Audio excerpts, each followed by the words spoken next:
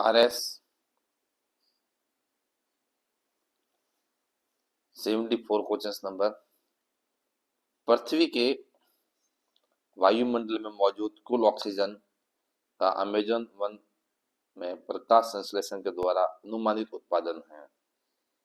मतलब प्रश्न ये कहना चाह रहा है कि जो अमेजन जंगल है वो पृथ्वी की जो कुल वायु है उसका कितना हिस्सा उत्पादित करता है। 1 नंबर 40%, 2 नंबर 50%, 3 नंबर 70%, 4 नंबर 20%। जो अमेजन वन है वो पृथ्वी के कुल वायुमंडल का है, वो 20% उत्पादित करता है। और ये लगभग ये कंफर्म नहीं है, 20% के आसपास उत्पादित करता है, क्योंकि जो अमेजन जंगल है ये दुनिया का सबसे बड़ा जंगल है और इसको लंग ऑफ प्लानेट कहा जाता है। लंग्स यानी फेफड़ा, lungs of planet, lungs of the planet.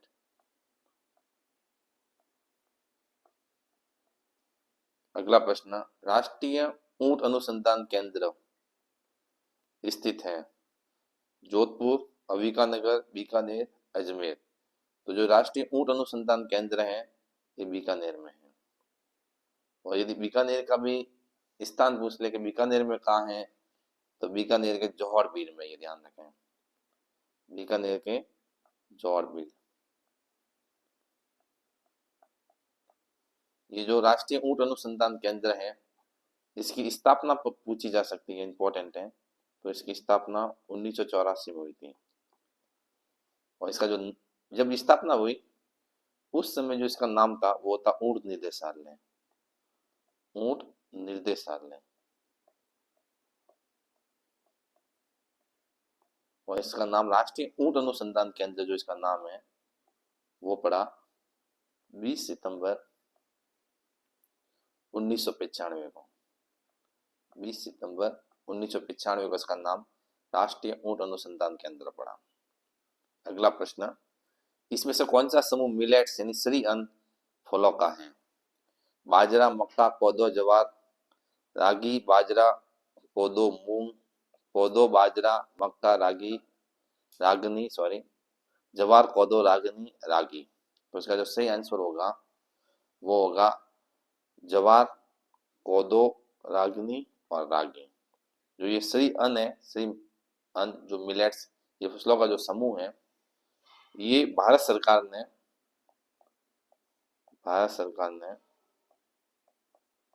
2019 को सिफारिश की थी संयुक्त राष्ट्र को सिफारिश की थी।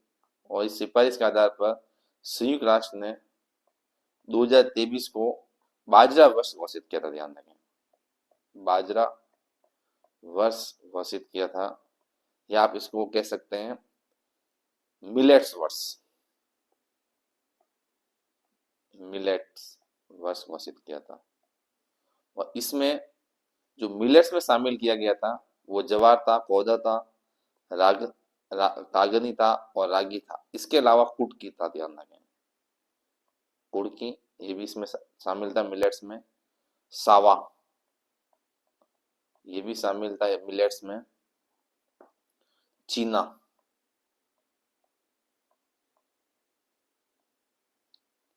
और बाजरा, तो ये मिलेट्स में शामिल किया गया था। बाजरा, चीना, कुटकी, सावा, ज्वार, कोदो, कागनी और रागी। काफी अच्छा प्रश्न है। अगला प्रश्न, निम्न में से किस कंपनी की स्थापना राजस्थान सरकार द्वारा 21वीं शताब्दी में सूचना प्रौद्योगिकी आईटी कौशल को विकसित करने के उद्देश्य से की गई। Rajasthan knowledge company limited, 2 number Rajasthan technology private limited, 3 number Rajasthan knowledge corporation limited, 4 number Rajasthan technology corporation limited. तो जो 21वीं शताब्दी में जो आईटी क्षेत्र में जो राजस्थान ने इसकी जो स्थापना की थी वो की है राजस्थान नॉलेज कॉर्पोरेशन लिमिटेड। तीसरा आंसर होगा इसका। और जो इसकी स्थापना है वो की है, वेरी इंपॉर्टेंट है, 25 अप्रैल 2008। 25 अप्रैल 2008 को राजस्थान नॉलेज कॉर्पोरेशन लिमिटेड की स्थापना की थी।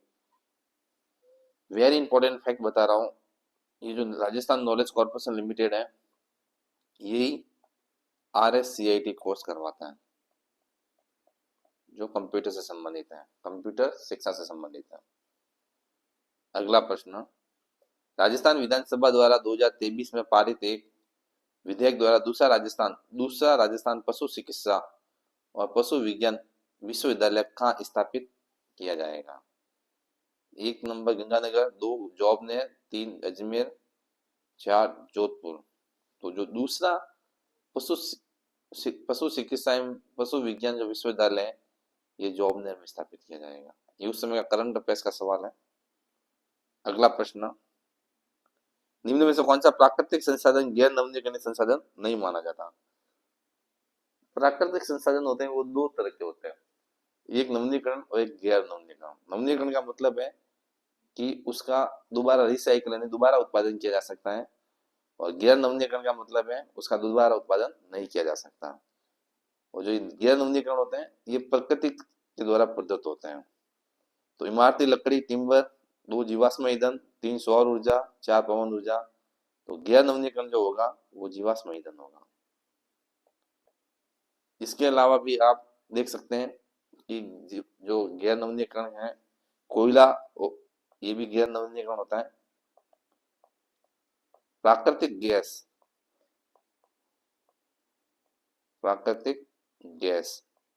ये भी गैर नवीनीकरण है। पेट्रोलियम, ये भी गैर नवीनीकरण है, और इनकी जो मात्रा है वो सीमित है, ये ध्यान रखें। ये धीरे धीरे प्रकृति से इनकी मात्रा सीमित होती जा रही है। अगला प्रश्न, एक कथन के पश्चात 2 तर्क 1 और 2 दिए गए हैं, कौन से तर्क अधिक मजबूत हैं? कथन दे रखा है कि क्या ट्रेनों में सभी डीजल इंजनों को विद्युत इंजनों से बदल देना चाहिए, यह कथन है। अब तर्क क्या है? हाँ, डीजल इंजन के कारण बहुत प्रदूषण हो रहा है, सही है। यदि डीजल इंजन से हम विद्युत इंजन में ट्रेनों का जो इंजन है वो कन्वर्ट कर देंगे तो प्रदूषण पर काफी रोक लगेगी। तो प्रदूषण ज्यादा होने के कारण ही डीजल इंजन है उनको विद्युत इंजन में बदला जा रहा है। तो पहला स्टेटमेंट सही है। दूसरा, नहीं, भारत घरेलू आवश्यकता को पूरी करने के लिए भी पर्याप्त बिजली उत्पादन नहीं करता है, ये स्टेटमेंट बिल्कुल गलत है। क्योंकि भारत जो है वो दुनिया में विद्युत उत्पादन का तीसरा सबसे बड़ा देश है, ध्यान रखें। यानी विद्युत उत्पादन भारत का विश्व में तीसरा स्थान रखता है। तो भारत में विद्युत की कोई कमी नहीं है, इसलिए इसका जो आंसर होगा वो पहला सही होगा। मतलब आंसर होगा 4, तर्क, केवल तर्क फर्स्ट मजबूत है। अगला प्रश्न, एक कथन के पश्चात 2 पूर्व धारणाएं 1 और 2 दे रखी हैं। कथन और उसके पश्चात दी गई पूर्व धारणाओं के आधार पर निर्णय कीजिए कि कौन सी पूर्व धारणा या कथन अंतर्निहित है। कथन क्या है? यदि इस पूरे माह में वर्षा नहीं हुई तो इस वर्ष अधिकांश किसान संकट में पड़ जाएंगे, ये कथन दे रखा है। अब इसकी जो पूर्व धारणा है वो क्या है? खेती के लिए समय पर वर्षा आवश्यक है, ये सही है। यदि समय पर वर्षा नहीं होगी तो खेती अच्छी नहीं होगी, तो पहला स्टेटमेंट सही है। दूसरा, आमतौर पर ज्यादातर किसान बारिश पर निर्भर है, ये भी सही है। भारत में जो कृषि है वो मानसून का जुआ कहा जाता है, इसलिए अधिकांश जो कृषि है भारत की वो कृषि पर निर्भर है। तो दोनों स्टेटमेंट सही है, यानी आंसर नंबर 2 होगा। दोनों पूर्व धारणा अंतर्निहित है। अगला प्रश्न, दिए गए कथन का अध्ययन कीजिए, फिर निश्चित कीजिए कि तार्किक रूप से सुझाई गई कार्रवाई या कार्रवाइयां अनुसरण करते हैं। कथन है, मौसम विभाग ने अगले वर्ष मानसून के दौरान कम वर्षा के अनुमान लगाते हुए एक अधिसूचना जारी की है। दूसरा है, ये स्टेटमेंट है, ध्यान रखें। अब इसकी कार्रवाइयां क्या है? एक, सरकार को प्रभावित क्षेत्र में जल उपलब्ध कराने के लिए प्रबंध करना चाहिए। 2 नंबर है, संभावना को देखते हुए किसानों को तैयार रहने के लिए सलाह देनी चाहिए। तो इसका जो स्टेटमेंट है, कुछ तार्किक त्रुटि होने के कारण दोनों स्टेटमेंटों में इस प्रश्न को आरपीएससी द्वारा डिलीट कर दिया गया है। अगला प्रश्न, एक कथन के पश्चात 2 निष्कर्ष 1 और 2 दिए गए हैं। आप कथन में दी गई प्रत्येक जानकारी को सत्य मानते हुए दोनों निष्कर्ष पर विचार करके निर्णय कीजिए कि इसमें से तार्किक रूप से कौन सा या कौन से निष्कर्ष अनुसरण करता है या करते हैं। अच्छा प्रश्न है। कथन है, पद ग्रहण करने के बाद म्युनिसिपल आयुक्त ने नगर ए के नागरिकों से कहा, मेरा सर्वप्रथम और प्रमुख कार्य इस नगर को इंदौर की तरह सुंदर बनाना है। अब निष्कर्ष क्या है? फर्स्ट नंबर है, नगर ए के नागरिक अपने नगर की वर्तमान दशा के बारे में जागरूक नहीं है। ऐसा नहीं कहा जा सकता। ऐसा कोई जरूरी नहीं है कि नागरिक जो है वो जागरूक नहीं है। इससे कोई निष्कर्ष नहीं निकलता इसका, क्योंकि हो सकता है जो काम करने वाले हो, इससे पहले जिसने पद ग्रहण किया उससे पहले जो भी इस अधिकारी था वो काम के प्रति इतना अग्रसर न हो, उस कारण भी जो ये शहर है, ये नगर है सॉरी, उसका पर्यावरण के मामले में नहीं हो। दूसरा है, आयुक्त इंदौर में कार्य कर चुके हैं और शहरों के सौंदर्यीकरण में अच्छा अनुभव है। ये भी स्टेटमेंट गलत है। कोई जरूरी नहीं है कि आयुक्त हैं वो इंदौर में काम किया हो, क्योंकि हर जगह आज के जमाने में सूचना पहुंच जाती है मीडिया के माध्यम से। तो आयुक्त को क्या पता मीडिया के माध्यम से भी पता हो कि इंदौर एक सुंदर शहर है और वहाँ स्वच्छता बहुत ज्यादा है। तो ऐसा कोई जरूरी नहीं है कि आयुक्त इंदौर से कार्य करके आए हो। तो इसका जो आंसर होगा वो एक होगा। न तो निष्कर्ष एक और ना ही निष्कर्ष सेकंड अनुसरण करता है। अगला प्रश्न, निम्न अनुक्रम का अगला पद है। ए दे रखा है, बी दे रखा है, वापस सी, फिर एफ, फिर ई और जी, फिर जी और फिर एन। अब यहाँ देखिए 3 दे रखे हैं, फिर यहाँ 9 दे रखा है, यहाँ 15 दे रखा है, या 21 दे रखा है। तो 3 के बाद 9 यानी 6 बढ़ रहे हैं, 6 से 9 से 15 वापिस 6 बढ़ रहे हैं, फिर 15 से 21 वापिस 6 बढ़ रहे हैं। तो आगे अपन को और 6 बढ़ाना है, यानी 21 के अंदर 6 जोड़ने मतलब 27। तो 27 यहाँ पर भी है और 27 यहाँ पर भी है। नीचे देखिए 2 है, फिर 18 है, यानी 16 बढ़ रहे हैं, 16 प्लस हो रहे हैं। 18 से 50 यानी 32 प्लस हो रहे हैं, और 32 से फिर 98, 50 से सॉरी 98, यानी 50 में से 98 में से 50 गए यानी 48, यानी 16 का पारा चल रहा है, 16, 32, 48। तो अब 64 जुड़ जाएंगे, यानी 98 में 64 जोड़ना है। 64 जोड़ने पर 162। तो ये दोनों तो कट गए वैसे भी, क्योंकि यहाँ 27 है, यहाँ 27 है, यहाँ 182 है, यहाँ 162 है, मतलब 3 आंसर। अगला प्रश्न, एक निश्चित कूट भाषा में स्टेटमेंट दे रखा A B O N D O M M E N T को D N O B A O T N E M N लिखा जाता है आगे, और E S T A B L I S H E D को B A T S E L D E H H I लिखा जाता है। तो उसी कोट में GEMRINATION को कैसे लिखा जाएगा? ये जो दे रखा है कि ABONDOMEN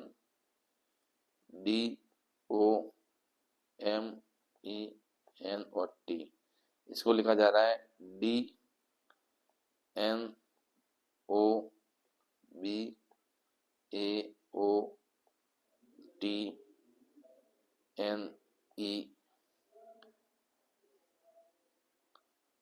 एम और एन। तो जो ओ है वो ओ से ओ ये तो समान है। फिर ये डी है ये पहले लिखा जा रहा है, फिर एन, फिर ओ, फिर बी, फिर ए, यानी उल्टा लिखा जा रहा है। यहाँ पर भी देखिए टी एन ई एम और यहाँ एन लिखना भूल गए, ये एन। तो इसका उल्टा करना है, यानी मिड पॉइंट लेना है। कितने अक्षर है? 1 2 3 4 5 6 7 8 9 10 और 11, यानी 20 का अक्षर लेना है। यानी 1 2 3 4 5, यानी एन को तो एन की जगह लिखना है। एन बीच में आएगा तो एन यहाँ बीच में आ रहा है और यहाँ बीच में आ रहा है, तो ये गलत हो गया और ये गलत हो गया। अब यहां से उल्टा लेना है।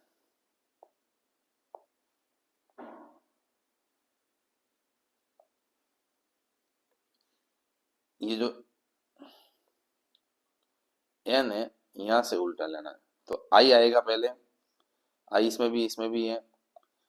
फिर आई के बाद एम आएगा तो एम इसमें भी है, इसमें भी है। फिर आर आएगा, आर इसमें भी है, इसमें भी है। आर के बाद ई आएगा तो ई इसमें है, सॉरी इसमें नहीं है। और फिर जी आएगा, मतलब इसका आंसर होगा वो होगा 4। 4 नंबर आंसर होगा। बहुत आसान प्रश्न था। अगला, एक परिवार में 8 सदस्य हैं। ई एफ और जी की माता है।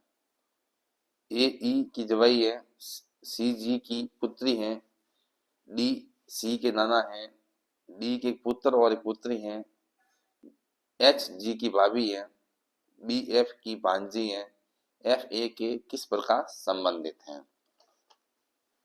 तो ध्यान रखें जो ई और डी है यहाँ पर बनेगा, बनाते हैं ई और डी, ये पति पत्नी है। उसके बाद इनके एफ तो पुत्र है, जी है वो पुत्री है।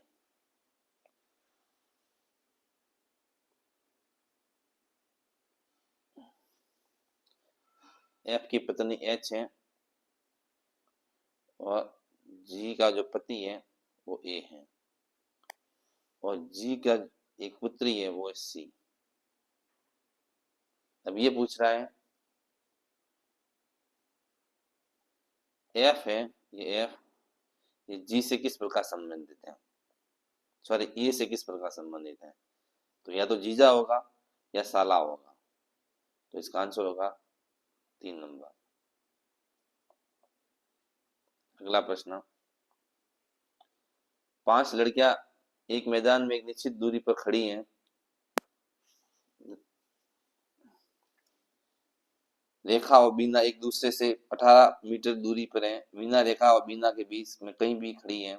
पिंकी रेखा से 5 मीटर उत्तर दिशा में खड़ी है। रेखा बीना से 12 मीटर पश्चिम दिशा में है। यामिनी बीना से 8 मीटर दक्षिण दिशा में की ओर खड़ी है और पिंकी और यामिनी में न्यूनतम दूरी क्या होगी। तो इसमें डेटा अपर्याप्त होने के कारण इस प्रश्न को आरपीएस ने डिलीट कर दिया। अगला प्रश्न, 7 व्यक्ति P Q R S T U और वी एक पंक्ति में बैठे हैं। टी और यू के मध्य एक व्यक्ति है। वी पी के दाईं ओर एकदम बैठा है। क्यू है वो यू के एकदम बाईं ओर है। एस और पी के मध्य एक व्यक्ति है। एस वी का पड़ोसी नहीं है, ये ध्यान रखें। वी है और यू के मध्य 2 व्यक्ति हैं। आर पी के एकदम दाईं ओर है। कौन सा व्यक्ति पंक्ति के बिल्कुल मध्य में बैठा है। तो इसकी जो एक ही पंक्ति में बैठे हैं वी है, ये कह रहा है टी और यू के मध्य एक व्यक्ति बैठा है। टी और यू के मध्य पहले हम कितने व्यक्ति टोटल? 7। तो 1 2 3 4 5 6 और 7। टी और यू के मध्य एक व्यक्ति बैठा है, तो यहाँ वी और यहाँ यू, एक व्यक्ति मध्य में बैठा है। वी और पी, वी है वो पी के एकदम दाईं ओर बैठा है, तो एकदम दाईं ओर बैठा है तो पी यहाँ बैठेगा, वी के एकदम दाईं ओर बैठा है। आगे क्यू यू के एकदम बाईं ओर बैठा है, क्यू है वो यू के एकदम बाईं ओर बैठा है, मतलब क्यू यहाँ बैठेगा, यू के एकदम बाईं ओर।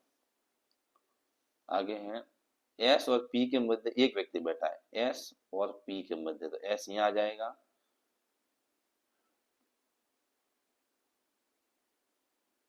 एस यहाँ आ जाएगा, और एस और पी के मध्य एक व्यक्ति बैठा है।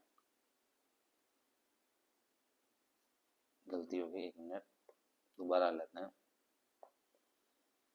1 2 3 4 5 6 और 7।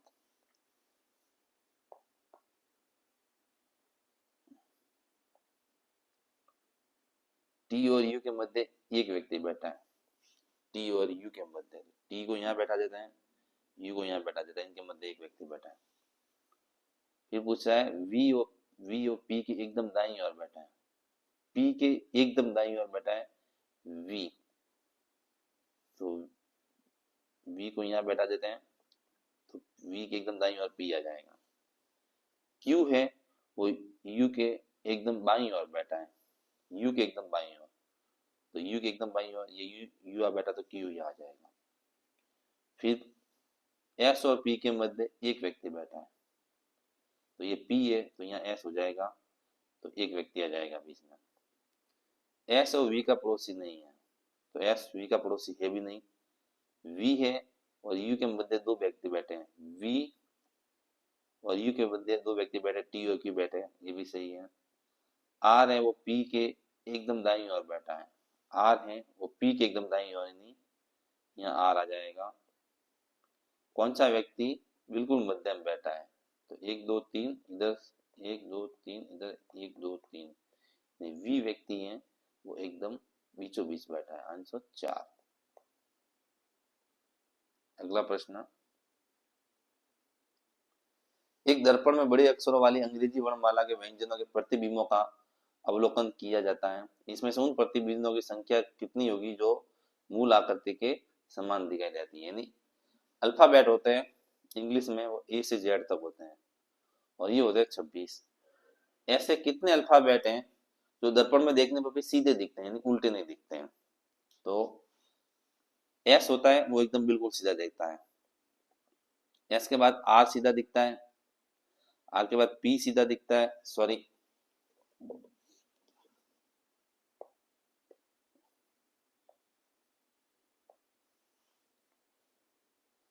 एच होता है, सॉरी एच है वो दर्पण में सीधा दिखता है, एम सीधा दिखता है दर्पण में, टी सीधा दिखता है, वी सीधा दिखता है, डब्ल्यू सीधा दिखता है, एक्स सीधा दिखता है, और वाई है वो सीधा दिखता है।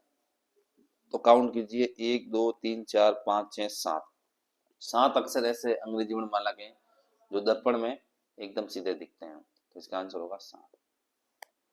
अगला प्रश्न, 64 घनों में से एक ठोस घन बनाया गया है, कितने छोटे घन किसी भी परिस्थिति में नहीं दिखाई देंगे? इसका जो सूत्र होगा ये ध्यान रखें, वो होगा n-2 का क्यूब।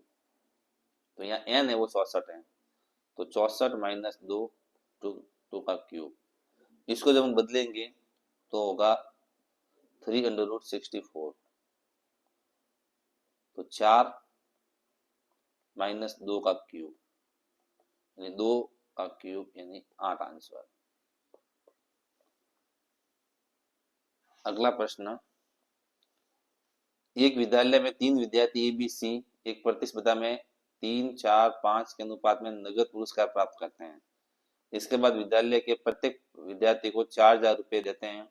परिणाम स्वरूप अब जो अनुपात है ABC का नगद वो 5 6 7 अनुपात हो जाता है। बी को प्रतिस्पर्धा में कितनी राशि मिली? आसान प्रश्न है। जो नया अनुपात है वो है 5 6 और 7, पुराना अनुपात है वो है 3 4 और 5, यानी इसमें अंतर है वो 2 2 का है। अब ये 2 का अंतर किसके बराबर है, वो है 4000 के बराबर। तो एक बराबर कितना आ जाएगा, 2000। जो नया जो अंतर है वो टोटल कितना है, वो 6 का अंतर है। 6 इंटू 2000 यानी 12000। 12000 यानी एक आंसर। अगला प्रश्न, एक विद्यार्थी एक विद्यार्थी ने किसी संख्या को 5/3 के बजाय 3/5 से गुणा कर दिया। इस गणना में प्रतिशत त्रुटि क्या होगी। यानी 5/3 से